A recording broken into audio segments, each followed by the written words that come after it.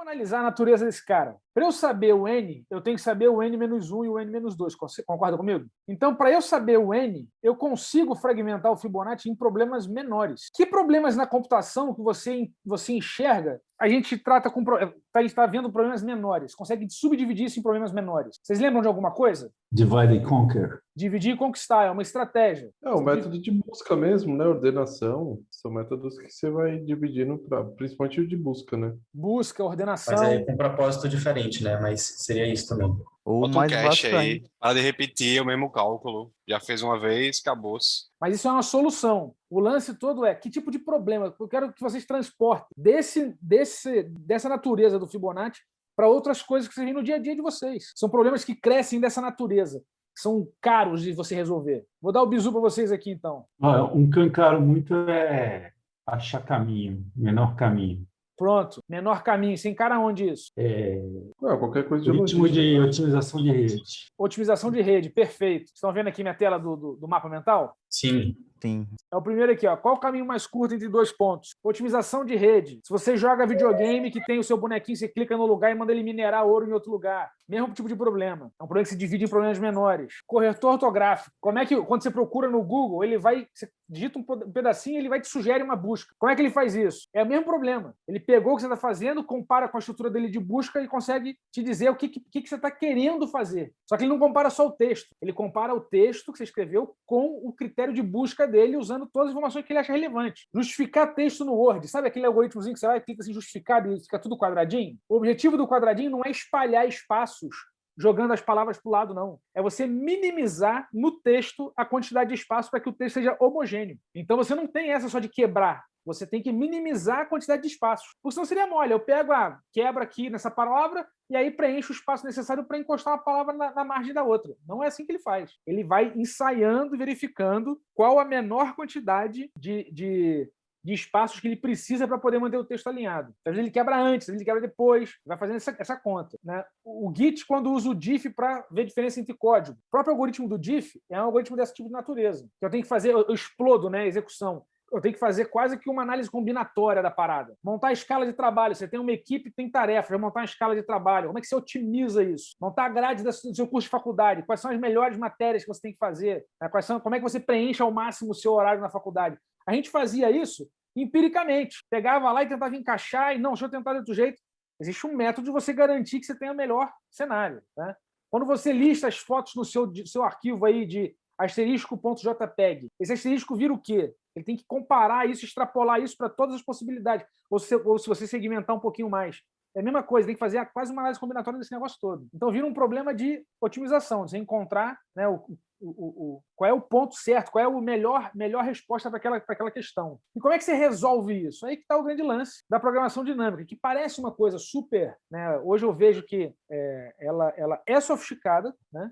Mas é tratada assim, de forma muito natural, porque a gente hoje já conhece um monte de coisa. Mas quando isso foi concebido, e o próprio autor fala isso, né? Quando foi concebido, foi uma coisa assim, porra, não é possível que um negócio que é tão óbvio você grame pra cacete, fique anos pesquisando para encontrar a resposta, né? E o cara criou a programação dinâmica. Quem criou? Foi o Richard. Então, quem trabalha com redes aí, que trabalha com caminhos menores de redes e tudo mais, vai ter lá o Bellman-Ford, o algoritmo de busca, né, de grafo e tudo mais. E é esse cara aqui, que é um americano imigrante, que na década de 50 desenvolveu esse método. E o que é mais sinistro nesse negócio de programação dinâmica? Que quando você começa a pesquisar Dynamic Programming, é um nome, enche a boca, né? Dynamic Programming, programação dinâmica. Aí você começa, não, o que é, que vai fazer e tudo mais.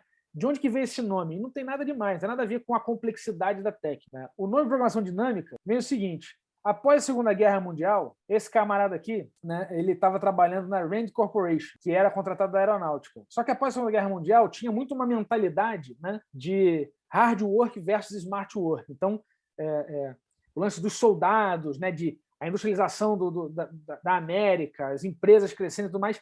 E aí tinha um cara, que é o secretário de Defesa americano, chamava Wilson, e esse cara, ele tinha um ódio patológico da palavra pesquisa. Então, ele achava que pesquisa era um lugar onde você botava dinheiro e nunca via o que ia acontecer. E a mesma coisa servia para matemática, porque pesquisa sempre estava amarrada com matemática. Aí esse malandro aqui que é um belo de um trollador, e a autobiografia dele é super interessante, que tem assim, muitas anedotas, ele conta da vida dele, é um negócio bem maneiro. Ele tinha interesse em quê? Em planejamento, processo decisório e reflexão. Então, nada ligado a produzir, hard work, entendeu? Criar fábrica, mineração, nada disso. O negócio dele era intelectual mesmo. E aí, quando ele estava criando o projeto dele dentro da Rand Corporation, na linha de pesquisa que ele queria seguir, ele percebeu, né, essa oportunidade de otimização de algumas naturezas computacionais, né, desse perfil de programas, né, onde você consegue, onde ele é composto de subproblemas menores. E aí ele fez uma jogada de endomarketing para ninguém conseguir questionar a decisão de pesquisa dele. Ele usou a palavra programação, né,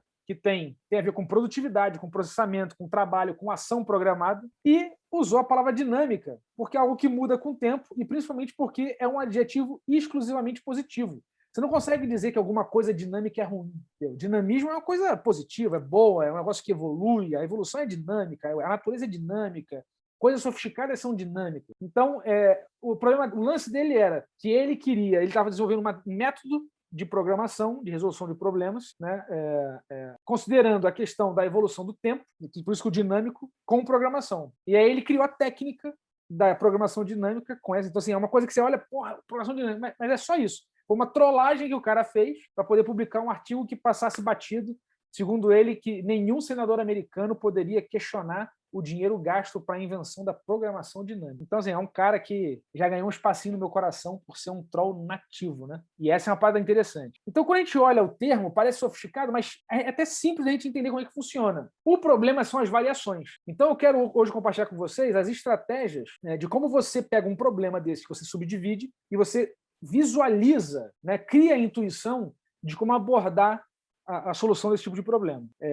Minha vontade, se vocês curtirem, é que a gente discuta, chega ao ponto de implementar, não hoje, né, mas se vocês curtirem e quiserem explorar e aprofundar mais isso, pegar algumas coisas complexas, porque isso daria cada coisa seria uma única aula, mas a gente eleger o que daria para fazer num treinamento de aprofundamento sobre esse tema, se vocês acharem interessante, implementando um troço desse aí, a Vera, para ver a coisa, uma coisa do dia prático, né? Então, autocomplete, todas essas coisas têm a ver com esse problema da programação dinâmica. Mas aí, qual é o grande lance, né? Quando é que a gente usa a programação dinâmica? É quando a gente encontra as chamadas estruturas ótimas, né?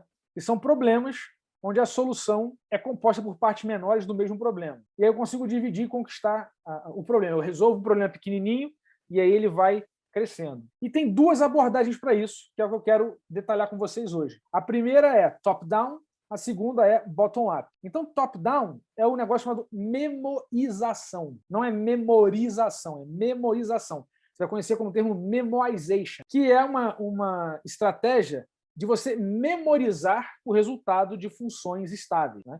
Então, uma função que, dado o input, retorna sempre aquele output, se você usa ela várias vezes, você faz um cache disso aí. E o cache é um processo de memorização. Existem formas sofisticadas de fazer isso em Python, a gente às vezes eu mostro isso para a galera, eu uso esse recurso como decorator e tal, mas hoje vamos olhar ele bem no beabá para ver como é que funciona. E o bottom-up é a estratégia de tabulação, que é uma solução interativa.